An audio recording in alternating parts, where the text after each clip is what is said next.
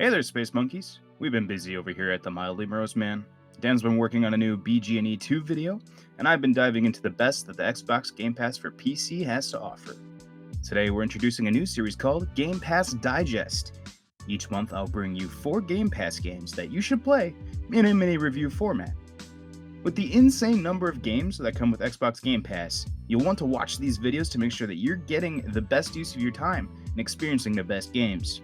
And if you want to support this channel, please like, subscribe, and share with your friends. Leave a comment down below, you know what to do. Before we dive in, I want to say viewer discretion is advised. The games that I'm talking about today are a little gory, and I will be featuring gameplay of those games. So, if you're sensitive to that kind of stuff, you might just want to listen. Otherwise, let's dive right in. If you haven't watched our review impressions of The Outer Worlds yet, consider clicking the link in the corner up above. We cover our experiences fairly in depth, and I think that it'll help measure your expectations about the game. The Outer Worlds is a dystopian space western many of us always wanted. The story is nothing short of excellent, and the opening hours are very polished. The Halcyon system is bursting with personality and interesting NPCs to talk to.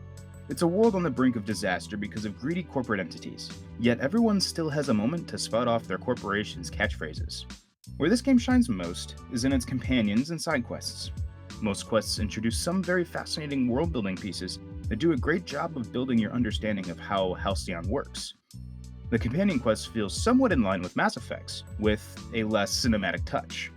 Because of the positively brilliant writing, each character feels as close to real as they can, and if you've been keeping up with the news outlets, you'll know Parvati is the best Halcyon has to offer. Where the game stumbles a bit is combat and exploration. Once the player gets out of Edgewater, things start to muddy a bit.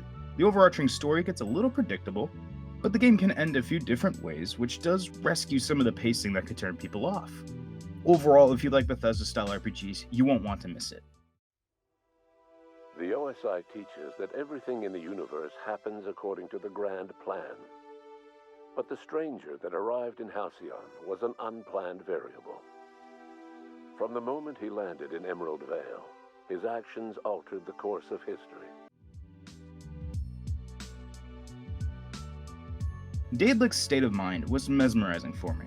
In a month of games filled with killing sprees and lots of gore, it was a thoughtful reprieve. This detective puzzle drama plays a lot like a quiet episode of Altered Carbon. For the most part, the plot is on point and the stakes are high. Characters feel real, tense, and full of ambition. And like our favorite dystopian stories, everyone is pretty dang selfish. This is a game you play for the story. The puzzle elements help break up the clue finding and cutscenes, but they're nothing revolutionary. With that said, they don't feel shoehorned in, and just like other games this month, it's dripping with raw dystopian atmosphere.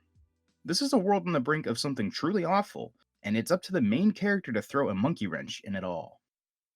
The stakes of the plot raise fairly quickly when the main character, Richard Nolan, realizes that something is super off during his hunt to find his wife. It unravels into an adventure to halt a conspiracy to do something that I won't spoil here. It's teeming with mystery, betrayal, big tech run amok, and terrorism. It's an intense ride, and it's a feast for those who love games for their storytelling potential. Tracy, I believe this belongs to you? Yes. Oh, thank God. Or where was it? My assistant found it. It was lying upturned on the floor. Tracy, this is Dr. Kurtz, director of Kurtz Institutes. The most beautiful thing about gaming as a medium is just how weird it can get. Ruiner is a twin-stick, isometric slayathon set in the distant future where humanity is mostly machine. Its drab grays, spiked with bleeding red, says a lot about the attitude of the game. Murder, everything. But what makes this tale of decrepit humanity so compelling is the macabre humor that shows itself. There's a character called She, and she comes off as this overly cute gamer type, think Overwatch's diva, with a serious dark streak. She calls the main character Puppy, as he completes her ever-growing directive to kill everything that stands between the Ruiner and his brother. It's a visually disturbing game, as you can see. The art is spectacular in that regard, extremely moody, and it stretches humanity to a grotesque extreme. We've certainly seen this kind of atmosphere from other dystopian horror media, but in Ruiner, it sets the mood oh so well. One place where Ruiner stumbles, it's in its difficulty. The game has a decent challenge on normal mode, until about the halfway mark of the game. Part of the problem is the controls, but this is the first time in a long time that I had to turn down game difficulty to easy to get through it. This game loves to throw huge mobs at the player, and it can be a lot to manage with the finicky twin-stick aiming. If you can handle the literal gore fest, Ruiner brings a lot to the table.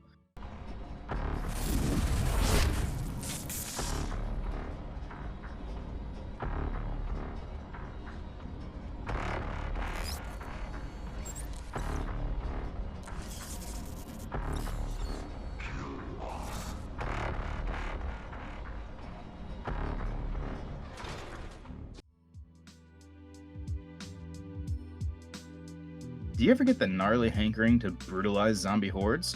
Well, if you have, then you're in for a treat with Dead Rising 4.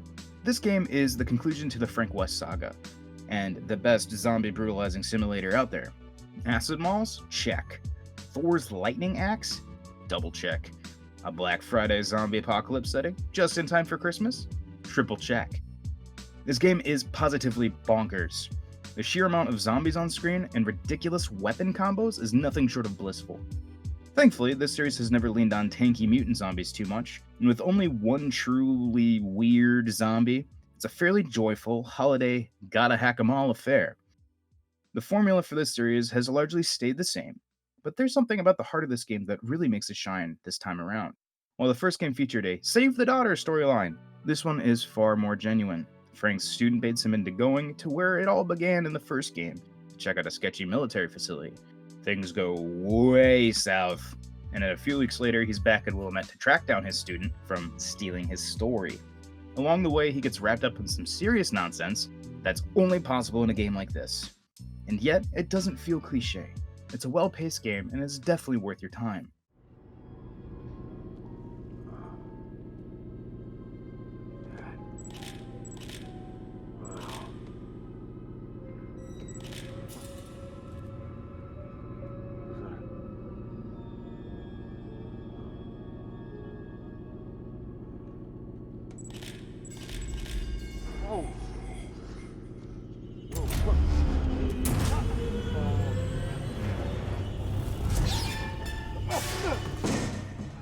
Thanks for watching, the first of many Game Pass digests. This month's theme was dystopian apocalyptic RPGs, and next month it's pixel art games. We'll be looking at The Messenger, Moonlighter, Creature in the Well, and The Red Strings Club.